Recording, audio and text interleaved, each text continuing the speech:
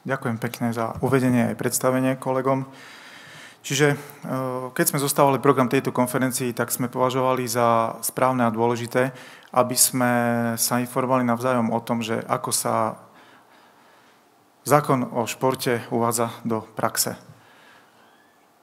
Vzhľadom na to, že Učená právnická spoločnosť na základe dotačného projektu Ministerstva školstva pomáhala pripraviť návrh zákona o športe a hoci z toho návrhu v tom zákone o športe neprešlo 100% toho, čo v tom návrhu bolo, ale pri rôznom tom poznávaní rôznych motivácií, problémov, proste hľadania takých kompromisov, tak na tej ceste vlastne z toho zákona niečo ubudlo, niečo k nemu bolo pripojené, samozrejme po nejakej takej rýchlej diskusii v rámci legislatívneho procesu. Výsledok je tak, ako som hovoril, to, na čom sme sa dokázali ako spoločnosť, ktorej súčasťou sme my, odborníci, ale aj páni, dámy, poslanky, neposlanci, na čom sme sa dokázali v podstate nejako zhodnúť, že toto by bolo asi správne regulovať v danom čase. Zasa to poznanie prešlo ďalej a zasa sme aj v tom procese implementácie získali mnoho ďalších poznatkov, nových poznatkov, ktoré chceme a ponúkame tejto spoločnosti na využitie. Hoci ten zákon je, možno povedať, 70-80% z toho konceptu, ktorý sme pripravili a navrhli s kolegami, hlásime sa k nemu, nebudeme teraz hovoriť, že nie je tam všetko to, čo sme tam navrhovali a chceli, tak teraz dávame od toho ruky preč, ale aj po schválení zákona sme sa hlásili k tomu a chceli sme pomôcť k tomu, aby tie myšlienky, ktoré asi najlepšie poznajú a vedia vysvetliť tí tvorcovia tých jednotlivých ustanovení, ktorí o nich diskutovali s ďalšími kolegami, aby sme vlastne dostali to poznanie v rámci toho procesu interiorizácie právnej normy, to znamená spoznaj normu, spoznaj jej férovosť a rešpektuj normu. To je ten proces interiorizácie právnej normy, aby sme pomohli v tomto procese slovenskej spoločnosti. Tak sme po tom, čo bol zákon schválený, napísali projekt implementácie zákona o športe, ktorý sme odpublikovali aj v denníku Šport pre celú športovú obec v decembri 2015. A následne sme sa pustili do jednotlivých tých aktivít, ktoré sme si v rámci projektu vytýčili. Museli sme sa najprv povedať, že kto je cieľová skupina. Samozrejme, nejaký personálny substrát, o ktorý sa vieme oprieť, tá komunita, ktorá sa vytvorila. Prezentáciu sa budem snažiť zrýchliť, aby sme sa časovo dostali tam, kam potrebujeme a prezentácia má síce okolo 40 slajdov, ale je urobená tak, aby ste si ju vedeli kedykoľvek pozrieť na webe. Keďže prezentujem tu nie ja svoju prácu, ale prezentujem tu prácu viacerých kolegov, ktorí sú v tom tíme, ktorý sa na tomto stále podiela, tak vlastne je dôležité vlastne vidieť aj tie mená a počet ľudí, ktorí sa odborne venujú tomuto, že to nie je len Peter Sepeši a dvaja, traja ľudia, ale skutočne je to široká komunita aj ľudí zo športovej praxe, nie len právnikov, ale sú to aj ľudia, ktorí robia manažment, ktorí robia športoví lekári a tak ďalej z úplne iných oblastí, čiže ľudia, ktorí pomáhajú pri tom, aby sme odpovedali na otázky, ktoré každodenne dostávame do našich mailov alebo pri stretnutiach s športovcami, športovými odborníkmi, kolegami. Čiže,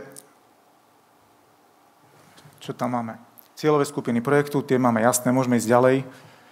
To je personálne zabezpečenie projektu, kde sme si, to len skonštatujeme, že ľudia, ktorí sa zaoberajú tými problémami, ktoré si prerozdeľujeme medzi seba, keď príde nejaká otázka, nejaký problém, tak si vlastne otázky zdieľujeme, rozdielujeme. Existuje na to 250 otázkový dokument, kde vybavujeme otázky a odpovede, ktoré prichádzajú zo športovej obce a potom tie otázky a odpovede zdieľame na kartách, ktoré sú podľa tém rozdelené, len už tiež tých tém je toľko, je 14 kariet a tých odpovedí a otázok je toľko, že zasa zvažujeme o diverzifikáciách, o kľúčových slovách, cez subjekty, cez nejaký nový spôsob zobrazenia tej znalosti, ktorú sme vlastne pre slovenský šport vytvorili.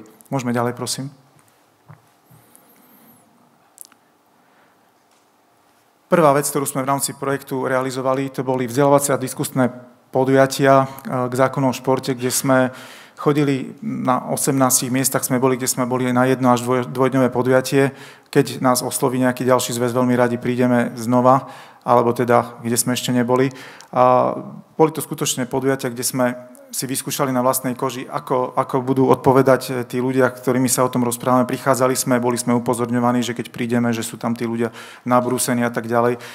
Z drvej väčšiny podujatí sme odchádzali tak, že nám ľudia na konci zatlieskali, pretože videli za tým úprimnú snahu, robotu, odbornosť, že rozumieme tým veciam, že sa zaujímame o ich problémy, že chceme pomôcť a chceme veci posúvať ďalej a nedávame od toho ruky preč. Čiže tie podujatia dopadli.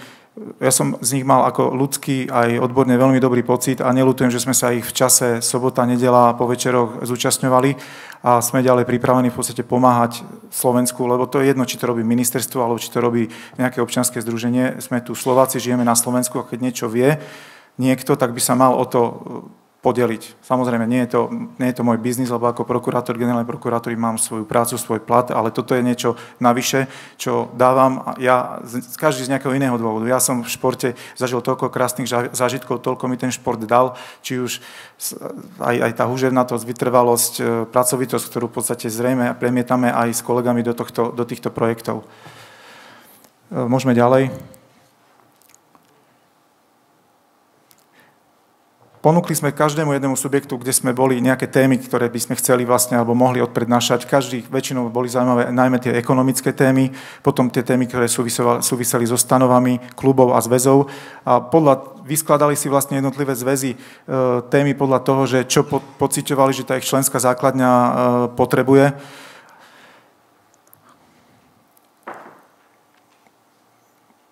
Samozrejme, k týmto vystúpeniam jednotlivým sme vypracovali prezentácie. Tie prezentácie sú zavesené a voľne zdieľané bezodplatne na webe. A či sú to prezentácie tuto pani Fisterovej, veľmi hodnotné dane, účtovníctvo aj pána Mihala. Ja tam mám nejaké prezentácie pani Surmajová, Čolák a ďalší. V podstate, kto chce tú znalosť nájsť, tak je možné ju nájsť, ale ďalej sa vyjadrím aj k tomu, že poznanie, ktoré sme nadobudli o tom, čo hovoril už aj pán Kováčik, že tá zrozumiteľnosť alebo tá možnosť objektívna, ľudia pri tom svojom programe, pri tom svojom návale povinností, aby vedeli rýchlo sa dostať k informácii, ako tú informáciu lepšie, zrozumiteľnejšie ponúknuť, aby ten človek, ktorý spravidla rieši problém každodenného života, vedel rýchlejšie tú informáciu, ktorú potrebuje nájsť. Môžeme ísť ďalej? Toto je veľmi dôležitá vec, na to by som chcel ako upozorniť. Keď riešime niečí problém, príde mi mail, rieši to kolega, snažíme sa využiť metódu 4 až 6 očí, to znamená, žiadnu vec nevybavujem ja sám, aby som niekde neuletel. Rozposielam to kolegom, ktorí viem, že sú špecialisti na danú tému, prídu mi nejaké pripomienky, odpovede, alebo požiadam o vypracovanie nejakého experta. A odpoveď potom zovšeobecňujeme, že nepíšeme klub taký a taký, alebo športovec taký a taký, zovšeobecňujeme a zavesíme pre všetkých, ktorí obdobný problém môžu v budúcnosti mať, na stránku, kde sú často kladené otázky, to si prípadne môžeme potom prekliknúť. Lukáš, tú časť je často kladené. Verím, že väčšina z vás pozná. Na toto by sme chceli pripraviť informatický modul, ktorý by nám celú túto agendu ešte lepšie umožnil manažovať, pretože momentálne je to jeden zdieľaný 250 otázkový, lebo máme tam aj nejaké otázky, ktoré ešte nie sú vybavené, možno 270 otázkový zdieľaný dokument, kde postupne vybavujeme otázky, zadanie a odpoveď ide na stránku Učenej právnickej spoločnosti s častokrát inými otázkami. Toto sú karty, toto sú názvy kariet. Môžeme ďalej? Tu je taká vec, ku ktorej sa potom ešte vyjadrím pri synergiách, ktoré by sme mohli hľadať aj s ministerstvom školstva, pretože tie otázky a odpovede, to sú odpovede síce ľudí, ktorí sa odborne podielali na príprave zákona o športe, relevantnými odborníkmi na dané témy, ale nie sú to odpovede štátu, ktoré v podstate štát bude ako relevantné považovať pri riešení, keď na tej druhej strane bude štát a štát bude posudzovať nejaký prípad. Preto by bolo veľmi dobré, ak by z týchto odpovedí si štát urobil rešerš, osvojil si tie, ktoré si vie osvojiť a športovej obci ich ponúkol aj cestou ministerstva školstva, sekcie športu ako nejaký odborný modul v rámci ich stránky. Tu sú ďalšie dokumenty, ktoré sme vypracovali a to sú pre celú športovú obec. Veríme a teraz sa aj cieľom dnešného stretnutia bude rozanalizovať zmluvu o sponzorstve v športe tak, aby to bolo pochopiteľné a uchopiteľné, lebo je to nový inštitút a potrebujeme, aby teraz, keď končí rok hospodársky, vedia firmy, ako stoja lebo musíte mať pri sponzorskej zmluve daňový základ kladný, vedia firme, či si môžu dovoliť sponzorskú zmluvu a budú ju vedieť dať do nákladov, čiže teraz je možné očakávať, že sa budú využívať tieto sponzorské zmluvy medzi športovými klubmi a firmami, ktoré chcú ich podporiť, prípadne aj priamo, keď budú chceli podporiť športového odborníka alebo športovca. Čiže aj to je jeden z takých praktických bodov, ktorý by sme chceli dneska odprezentovať. Pripravili sme potom vzorové stanovy pre klub, vzorové stanovy pre Národný športový zväz, smernice o hlasovaní per rollam, ktorý je veľmi efektívny nástroj, mnohé zväzy to už aj používajú. Stačí tam napísať názov svojho zväzu alebo klubu a ten proces je férový a je uskutočniteľný v akomkoľvek inom športovom zväze, športovom klube. A jednotný disciplinárny poriadok slovenského športu, to je procesný predpis, ktorý takisto ponúkame športovej obci. Nech to sú férové procesné pravidlá, ktoré nám zabezpečia, že ak v budúcnosti raz bude preskúmavaný nejaké rozhodnutie disciplinárneho orgánu, ako orgánu na riešenie sporov pred súdmi v rámci správneho súdnictva, tak aby pri tomto procese by ten súd nemal tieto rozhodnutia zrušovať z dôvody, že bolo porušené právo na spravodlivý proces alebo nejaké iné dôležité procesné právo účastníka konania. Môžeme ďalej? Ďalšie odborné výstupy, články, či už na tému športovca, vzťahu športovca a klubu. Tam máme, nebudeme toto všetko konštatovať, to si môžete v kľude pozrieť, poprosím ďalej. Odborné príspevky ďalej. Môžeme aj na slide 27.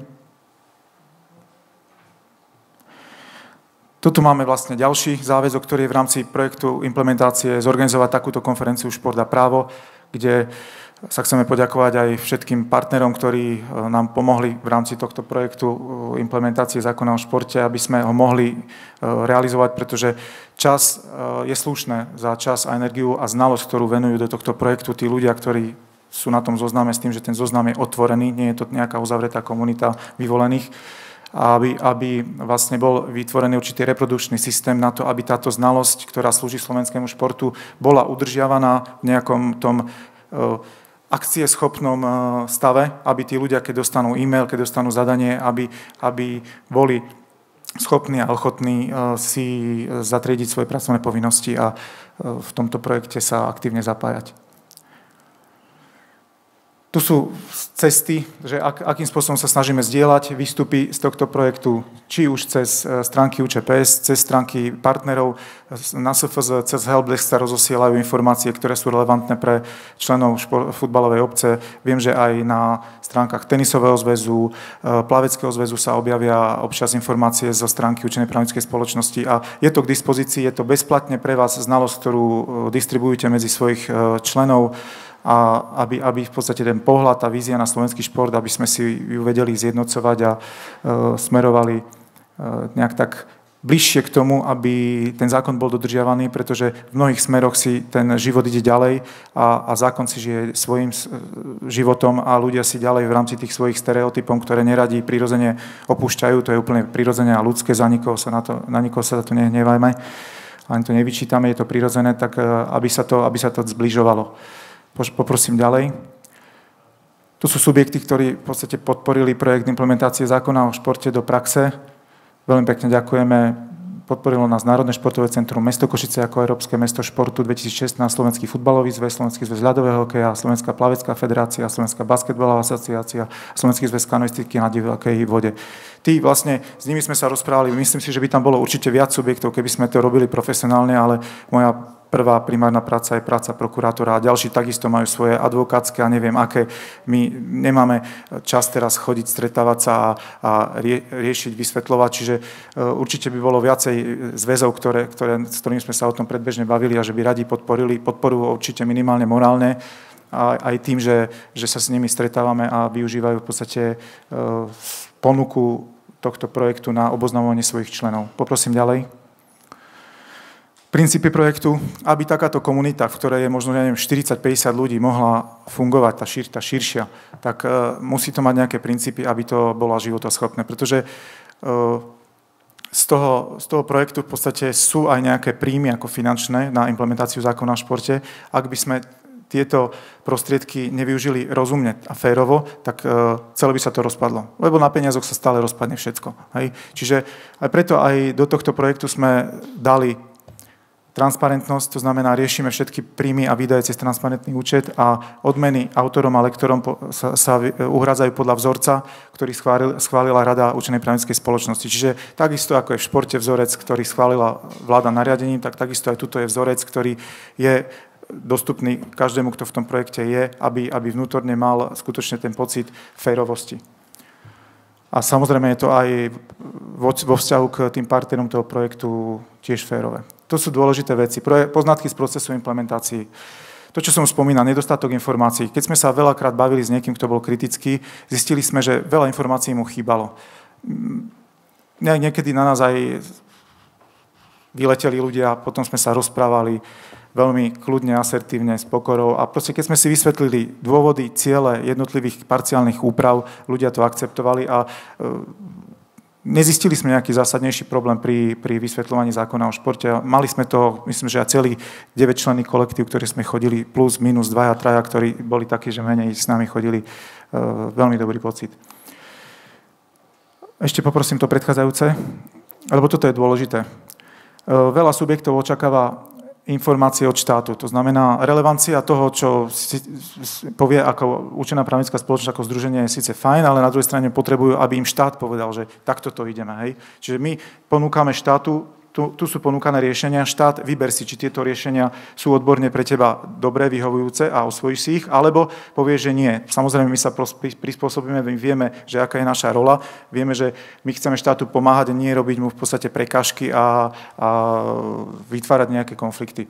V podstate snažíme sa ísť cestou vysvetľovania a ponúkania alternatív.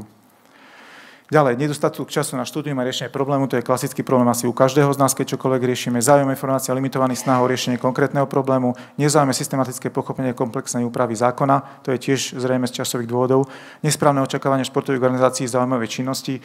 Stretávame sa aj s takými prípadmi, kedy neviem aj vy možno, že kedy ľudia sú nastavení tak, že dajte mi peniaze a nestarajte sa. Hej? A ja budem robiť šport. Toto už dnes asi spoločne musíme vysvetliť všetkým, že takto to už nemôže fungovať, lebo mnohí ľudia, viacerí teda, verím, že čím ďalej menej ľudí už má také očakávania, lebo niekedy to tak bolo, že bol nejaký prídel prostriedkov a ľudia si robili za to, čo uznali za vhodné v rámci tej zaujímavej činnosti športu, ale dnes to takto nie je.